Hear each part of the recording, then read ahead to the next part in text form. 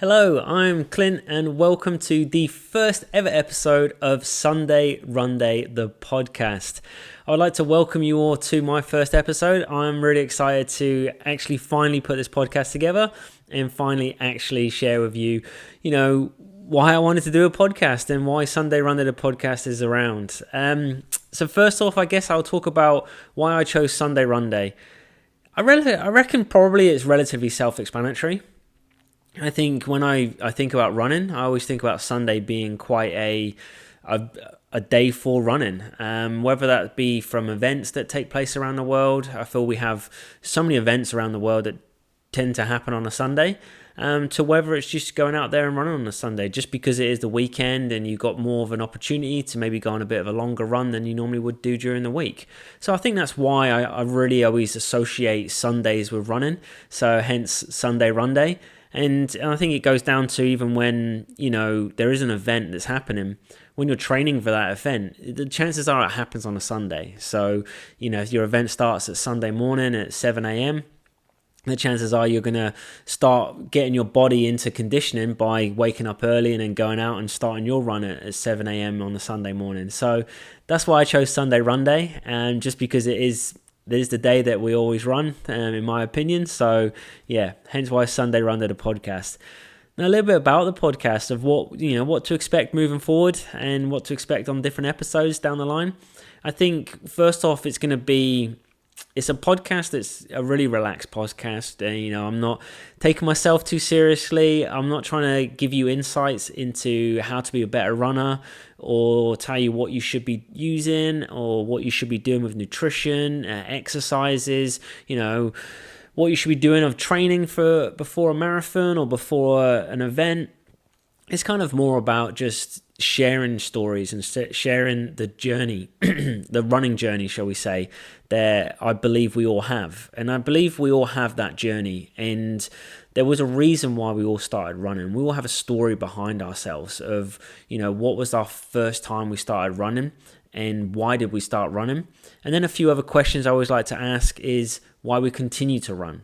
And then what is the next goal or, mission of during your running that you'd love to achieve? So during that, I feel that we all have this journey, and I feel that we have this beautiful journey and beautiful stories around why we started running and why we continue to run. So that's what I want from this podcast. I want to share with you guys my journey and my stories. And I have a few stories when it comes to running, from different events for just running on a normal Sunday. And I want to share those stories with you and discuss with you what I've learned along the way. But I also want you guys to share your stories with me, and I want to add them onto the podcast. I'd love to talk about, some of your guys' stories of what you've been under, of why you started running, what was the main reason. We have different reasons for starting running. It could be the fact that one of our friends has dragged us, along for a Sunday run, or they signed us up for an event that we were like, wow, I don't want to go run that far, but they signed us up and we're like, well, now we're doing it. Or, was it health reasons? Was it you just wanted to get out there, you want to be more fitter, more healthier? Was it challenging yourself, or was it just generally, I started running just because, it was something to do, and easy exercise, especially when we've had over the years different things happen around the world, and we thought maybe we couldn't do much else other than run, and then we just kind of continues from there.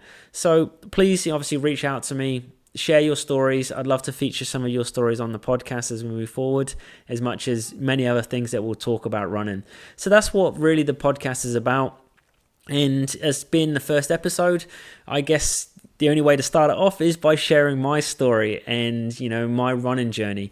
And I'm not going to go into every aspect of my running. That's going to be another podcast down the line that will, break down certain events, maybe break down certain things that I do.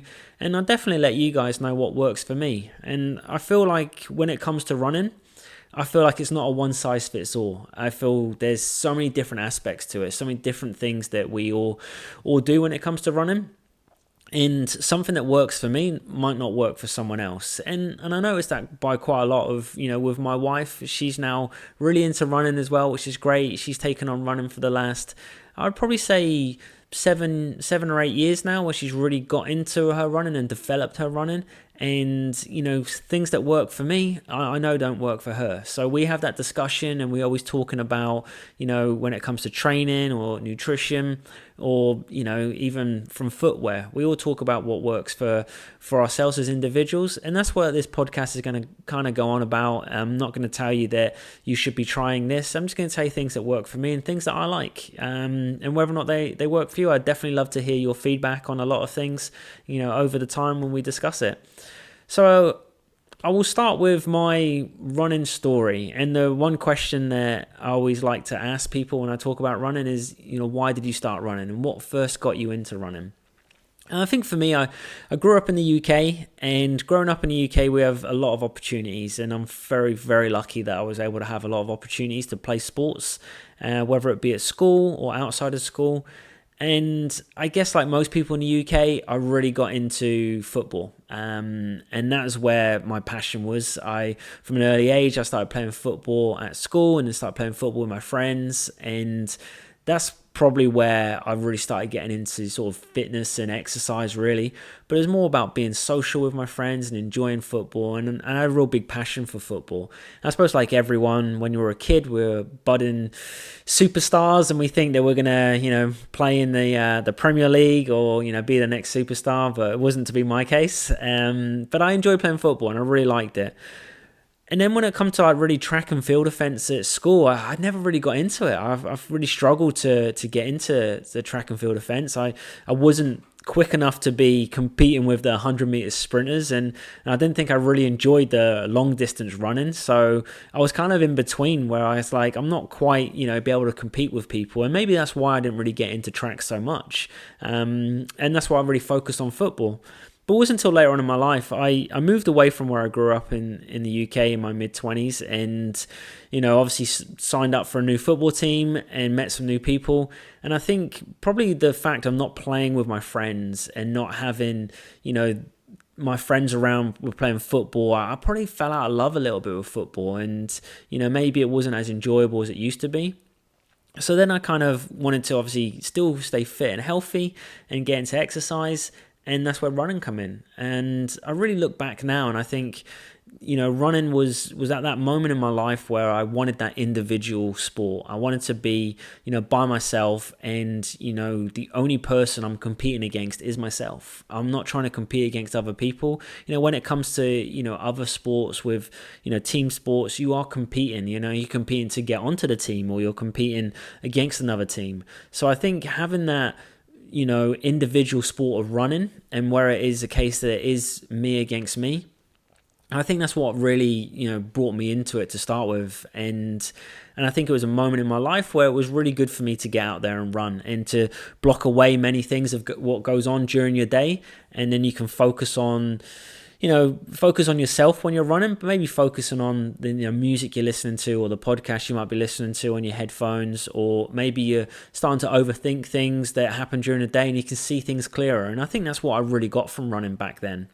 And really, I think I started running very short distances. I was running, maybe 5K, 10K. I don't think I ever really went over a 10K when I first started running. That was kind of my distance. I would run sometimes to the gym, and that would be like 2.5K to the gym, do my little workout, and then I'd run back home. So that's where I kind of started on my running journey. But then the first running event I actually competed in was the 2013 Great South Run.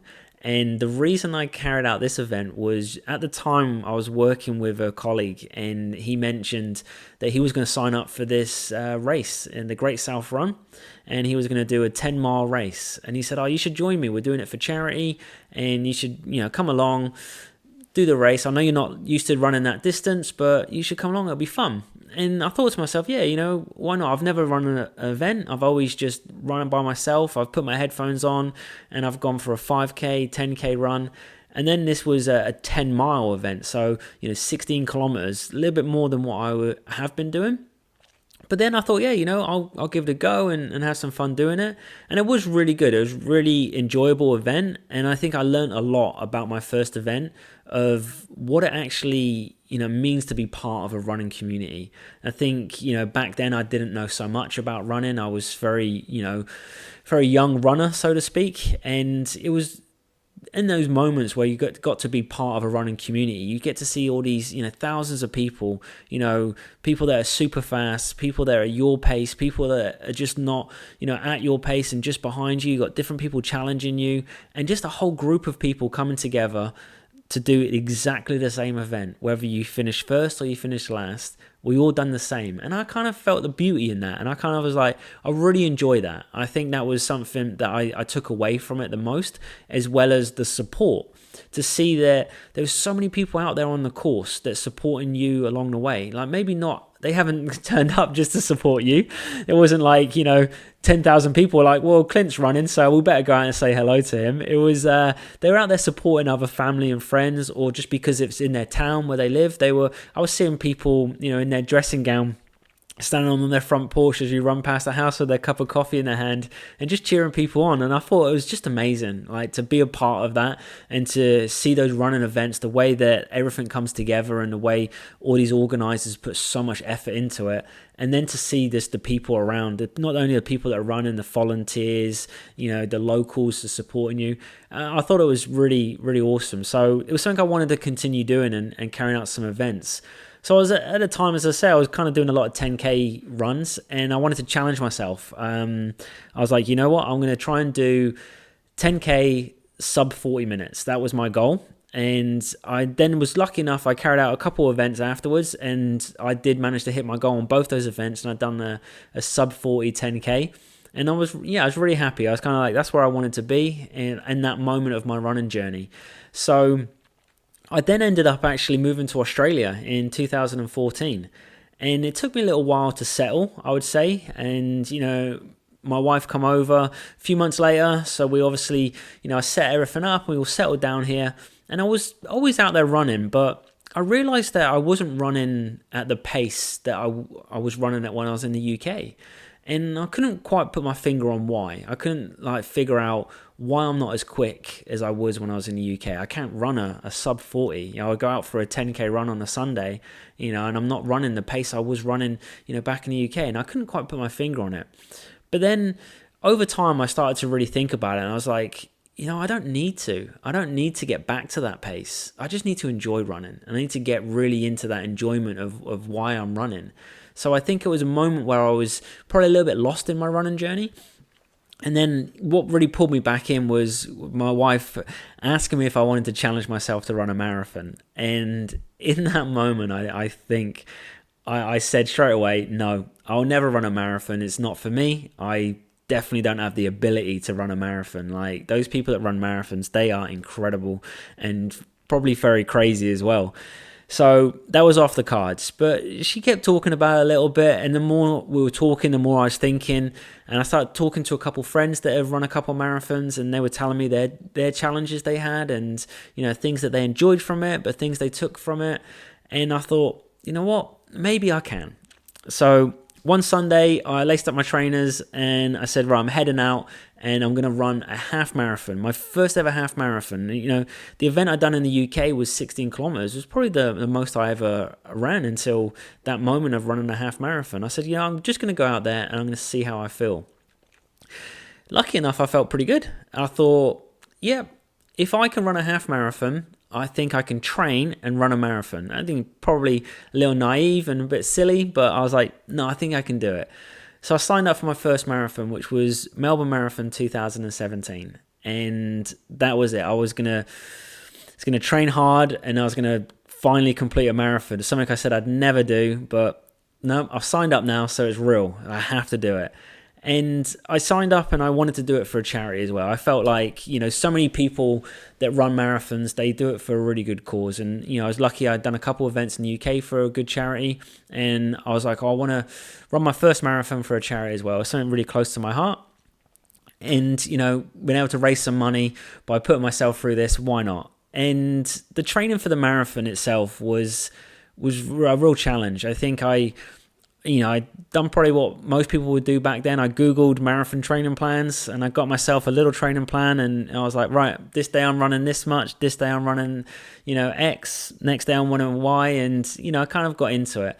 The training went okay, and I thought to myself, when I first started, training for the marathon, I didn't really have a goal of what I would do the marathon in. I wasn't thinking of a time. I had a couple friends that had done some amazing times, and I didn't think I was nowhere near their ability. So I was like, I'm just going to go there and I'm just going to enjoy it and see what happens. But during training, I think as it was going well, I started to have ideas in my mind of where I'd like to be, and I wanted to run a sub 3.5 hour marathon. And that was my goal. Safe to say I did not make that goal. Was very, very far from that goal, to be honest. But it was still great. It was still great to be there and run a marathon. So talking a little bit about my first marathon experience is where we'll kind of carry on with the podcast today. And, that will kind of lead us into how we go down the line on future episodes. So I trained as best I could.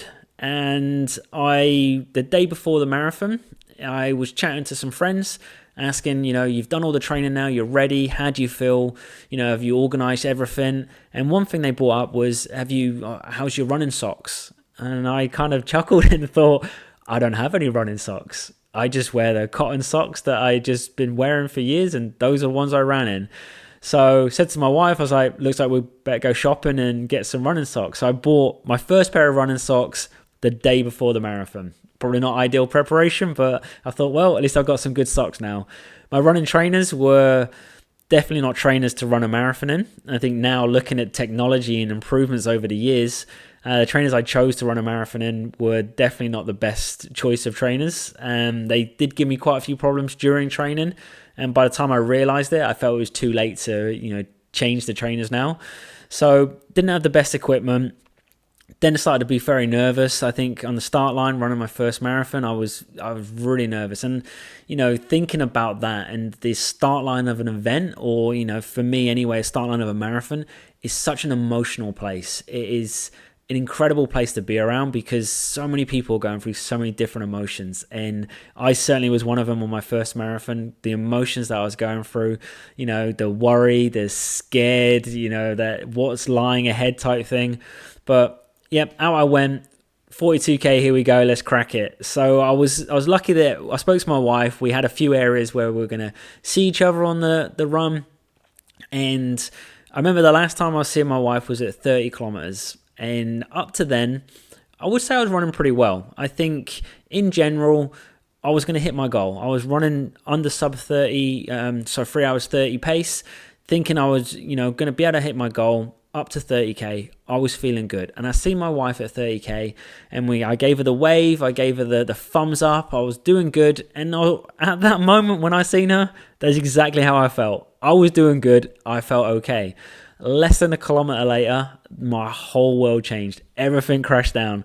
I started to get cramp in my right calf, and then I got cramp in my left calf. And it was all downhill from there. The last, especially 8 to 10k, was a real struggle for me. It was something I never experienced before. Carried on anyway and got to the finish line. Now, the Melbourne Marathon, years ago, it used to be a point-to-point marathon, but now it changed to finishing in the MCG, the Melbourne Cricket Ground. Very famous stadium here in Melbourne in Australia, in the cricket world. So they changed it that you finish in the MCG. And it was great to see the MCG once you were getting closer because you knew, well, I'm here now. This is nearly close to the end. And coming into MCG, it was a really, surreal feeling of getting into, the ground and running on the course there of the lap of the cricket ground itself, and then getting to the end. It was very emotional. I was very fortunate that my wife got right to the finish line, and I seen her right at the finish line. So I remember seeing her, and I remember in that moment, I was white as Casper the Ghost. I was feeling all sorts of emotions. I was probably one of the emotional moments of my life. Like, high up there is probably the most emotional moment that I've had, as well as, other things that we go on. But something that I put myself through and feeling that emotion, I was so emotional and just said to my wife in that moment, I am never doing that again. I will never run another marathon in my life. That was horrendous. I hated it. I will not do that to myself. I think that is the famous words of most people that run their first marathon.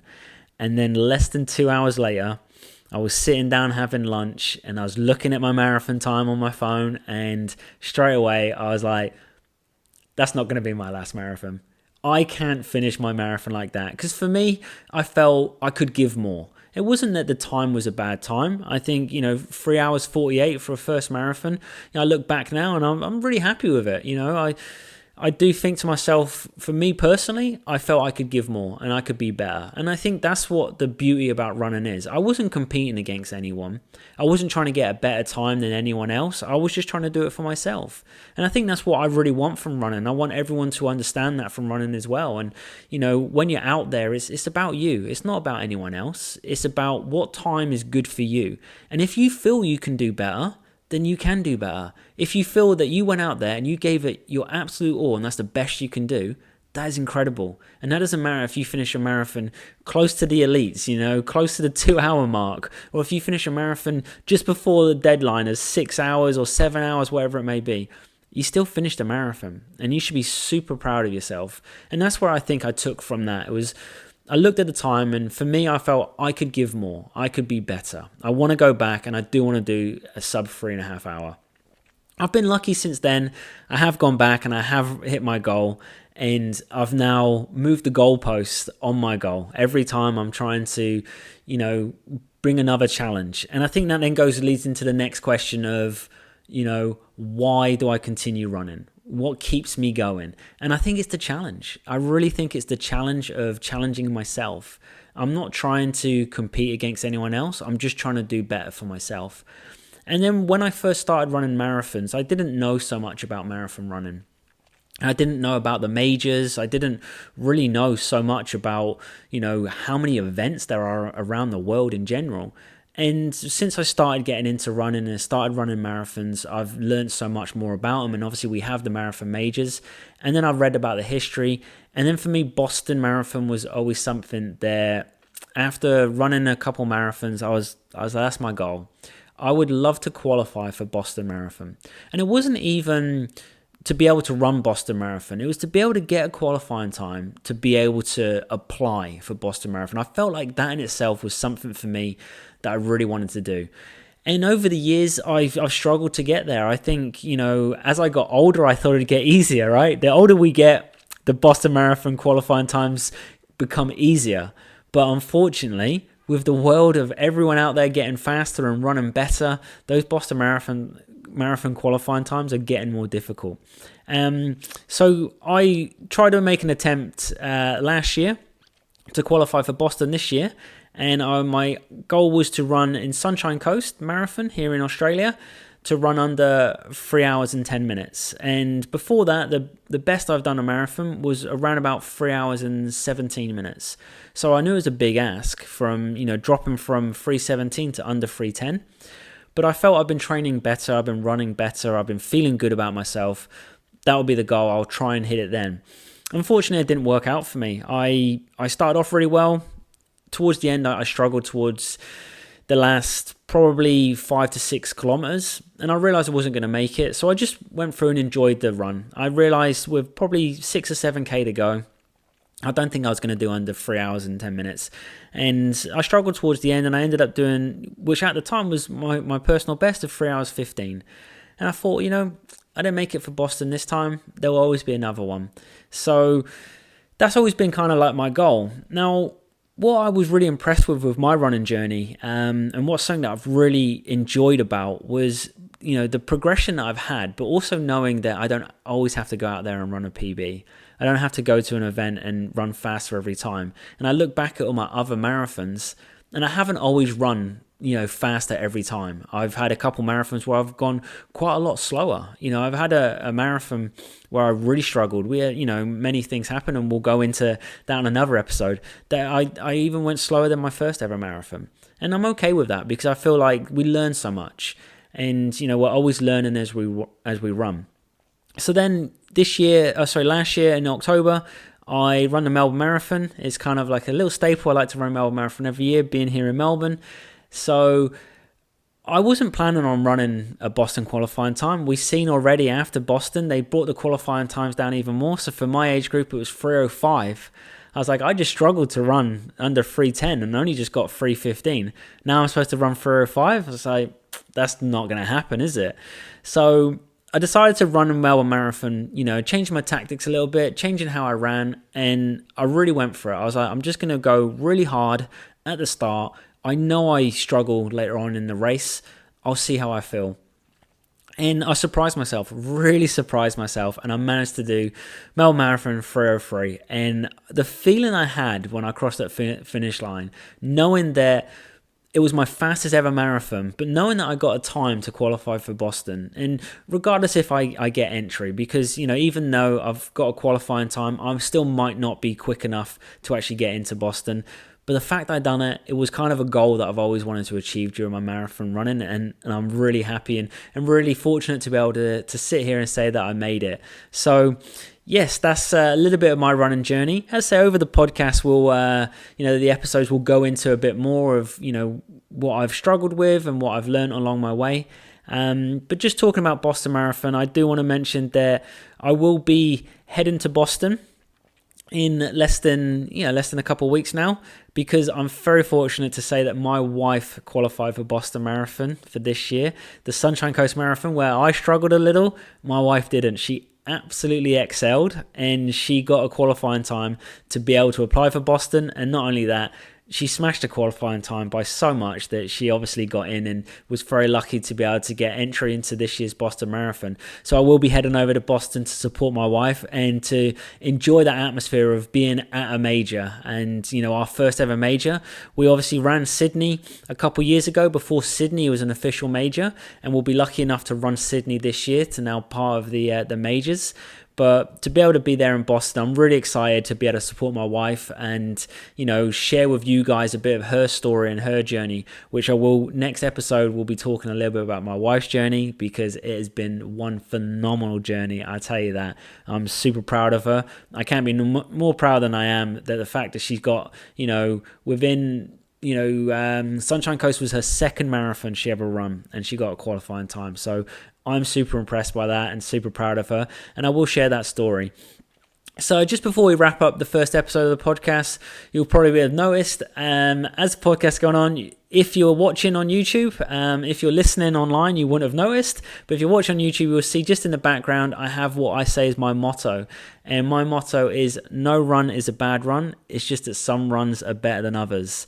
And I really do stand by that. And when we'll dive more deeper into that and discuss more about my reasoning behind why I say no run is a bad run as the podcast evolves. But the reason I say that is just from my experience. When I talk about, in this episode about my running journey and a little bit of where I've got to of getting to my first marathon and how I, have kind of learned along the way of every run. And that's why I say that no run is a bad run, because I feel we are always learning, whether we're learning about, strategy, whether we're learning about nutrition, we're learning about equipment, we're learning about waking up early to make sure we eat breakfast properly, making sure we, go through all of our little, checklists before we do an event or before we go for a run.